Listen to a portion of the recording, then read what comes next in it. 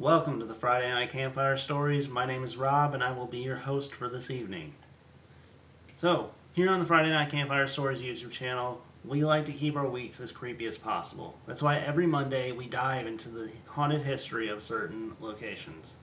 This week will be no different. We will be traveling to Nebraska, a place that seems pretty chill. Not a whole lot going on, a lot of farming, a lot of flat land. However, there is one road that seems to be causing a lot of activity. So today we're going to be doing the deep dive into the history and the folklore of the Seven Sisters Road. This is my series, Echoes of the Past.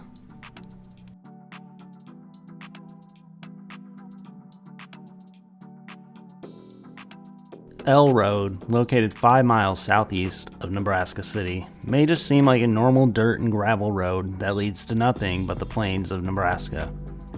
There are 7 hills along the road, each hill causing one life to come to an unfortunate end. In the early 1900s, it is said that there was a family that lived on the farm off this beaten path. The family lived on the farm and there was a mother, a father, along with their 8 children. 7 girls and 1 boy. The story has it that one night after an argument between the boy and his 7 sisters took place, the boy had reached his breaking point. The boy had left the house and supposedly had ran away from home. From what the parents and the sisters could gather, that night the parent had left their house, possibly to go find their son, or possibly go out for a date or something. The details aren't really clear on why they left, but nonetheless, they left the house with just the 7 sisters in the house, and the boy apparently had ran away. However, the boy didn't run away. He never left the farm premises. He instead hid in the bushes and waited for his parents to leave, his sisters alone in the house.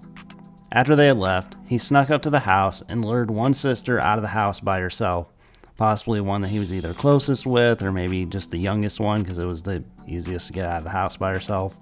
He took her to one of the hills that sat alongside this road. Maybe he had told her something that he had found, or maybe they just wanted to talk. Either way, he led the first sister to this hill, which had a tree on top of it. He then betrayed his sister, and although we don't know what led up to this event, he had hung his sister from the tree until her life had left her body. He then went back to the house and lured out another sister, this time taking her to a different hill on the road, which again had a tree on it.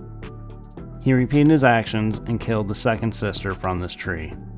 He then went back once again and repeated this action on 7 different hills, 7 different trees, and 7 different sisters. The parents then returned home to a completely empty house. Not one of the children were there. They went and searched for their children, but alas, they were never found. The next part I'm just kind of guessing on because it's not very clear, but the parents must have went out to look for their children, and when they came up to a tree on a hill, they noticed that there were some hanging marks from a branch. They must have discovered 7 different trees with the same hanging mark. Because the report is they never found the bodies of the children, and the boy also went missing and was never found. I should also say that there are many different legends to this story that differ from person to person. Another report that a lot of people have actually said that I saw said that the dad was the one who killed the sisters.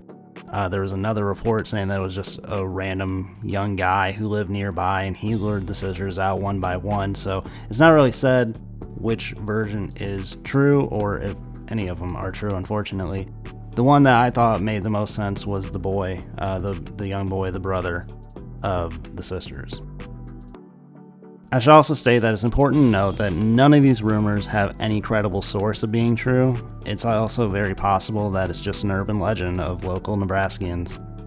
Even local historian Tammy Parch states that there is no historical evidence behind any of this being true. But something does seem to be causing this road to have something haunting its streets.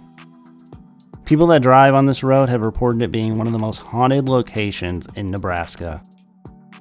When driving on the road in the summer with the windows rolled down, locals have heard disembodied screams coming from these hills, possibly the residual sounds of the sisters fighting for their life before it was taken by their brother. There's also been unexplainable lights coming from the field that no one can seem to figure out why they're flickering. A lot of cases state that people who drive their cars down these roads have vehicle trouble. Cars shutting off randomly or lights flickering on and off, car batteries draining randomly. People also have a feeling of dread when driving on this road. Could this be from the sisters trying to stop cars to help them try to escape from their brother? It's strange that there have been so many issues with cars on this road. It's almost as if the sisters are draining the batteries, conjuring as much energy as they can to fight back against their unfortunate deaths. The last report of paranormal activity comes from the sisters themselves, as there have been a handful of reports that state that they can see the sightings of full-figure anomalies standing on the side of the road. People also have seen shadows, white mist along the side of the road as well. As I stated earlier, there is no historical data backing up this legend, but it does seem, from a paranormal perspective, there is something that's haunting this road, which is now named the Seven Sisters Road. Seven Sisters Road now looks much different than described. Reports have said that the trees that were used in the deaths of the sisters were cut down. Also, the past 100 plus years, the ground has terraformed itself to where there are no longer 7 hills but just 4. However, when I was doing my research, my jaw dropped to find out that even if the sisters' story isn't true, there may be a reason for these hauntings to take place. The hauntings may not have anything to do with the road itself, but what it leads to. This is the Seven Sisters Road. There are many different variations of the legend, but the main one is that in the late 1800s, early 1900s, a father, for some reason, got upset with his 7 daughters, and he hanged them individually on hills, on trees, on each of the 7 hills that are on this road that lead down to the Missouri River.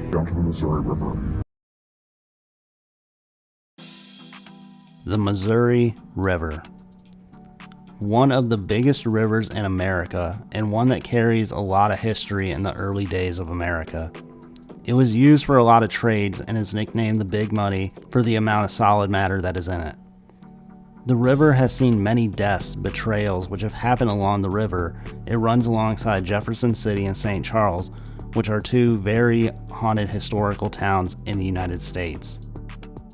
I'm a believer that it's possible that water can carry paranormal spirits. Water is seen as a conduit for spiritual energy, allowing the spirits to move freely between realms or locations, often associated with the river spirits, lake spirits, or even wider ocean spirits depending on the body of water involved. With this, I thought it would be safe to say where the spirits are coming from. However, doing a little bit more investigating, you'll find out the road does not lead to the Missouri River. It's not even close. There are some bodies of water, possible rivers, or what to me kind of look like streams, but as far as I can tell, none of them connect to the Missouri River. Maybe the spirits are coming from one of these bodies of water, but I guess that will just be part of the mystery. Whatever's haunting the Seven Sisters Road are restless spirits apparently wanting to be heard or helped. Have you ever been down this road, or would you dare to drive down this road at night? Let me know in the comment section below. That is going to do it for today. I hope that you guys did enjoy. If you did, be sure to click that like button, hit that subscribe button. We make videos 3 times every single week. Every Monday we do an episode of Echoes of the Past, which is what we did today. Every Wednesday is my true crime series, Far From Fiction, and every Friday is the namesake of the channel, the Friday Night Campfire Stories. Last week we started my Christmas horror story called Donum. This week we'll be getting into Chapter 2. It would be awesome if you guys could check that out. If you have any suggestions for haunted locations that you would like me to review in the future, please let me know in the comment section below. And yes, please let me know if you've been to the Seven Sisters Road down in the comments as well. I'm very interested in hearing some stories about this location. So, once again, that will do it for today. Hit that like button, hit that subscribe button. It'll help me out a lot if you did. And as always, thank you for spending a little bit of your day here with me.